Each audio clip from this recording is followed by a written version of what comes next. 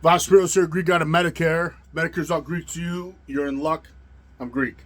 So the question today is, can I drop from a provider helping someone out get some equipment, right? Can the client drop their plan, their secondary plan, to get original Medicare to have access to this piece of equipment? So I'm like, well, what is their secondary plan? So this might be a long one. This might a little bit of this misconfusion here, misinformation. People think a secondary plan is a Medicare Advantage plan. Medicare Advantage plan is more of a replacement plan because they're replacing traditional Medicare for an Advantage plan, Medicare Part C, an insurance carrier that offers Part A and B under them. So a secondary plan is more of a supplemental plan, a plan G, plan N, kind of those. So they have a secondary plan of United Healthcare Advantage. I'm like, well, that's an Advantage plan. Okay. If they drop it mid-year, then they resort back to original Medicare, which is fantastic, right? You get all kinds of benefits with that. But they have a physical ailment that they need this specialized equipment for. And they're like, well, how long is the underwriting process for the secondary plan? I'm like, there is no underwriting process for the secondary plan. You have a physical ailment that they're not going to cover. So the secondary plan, the plan G, you kind of have to be healthy for that. Middle of the year, if you drop your Advantage plan and expect to get one of those, don't.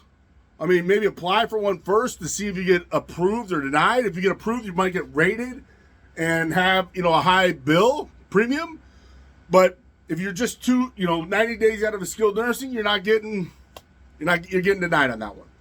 So if you go through the hospital and the skilled nursing and you want to get one of those for your home health, no, you can't have that. It's kind of like getting life insurance on your deathbed. It just doesn't work out that way.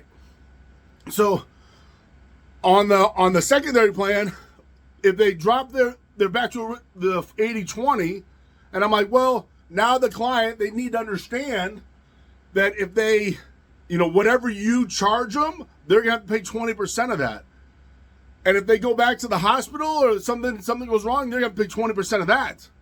So why drop a plan in the middle of the year?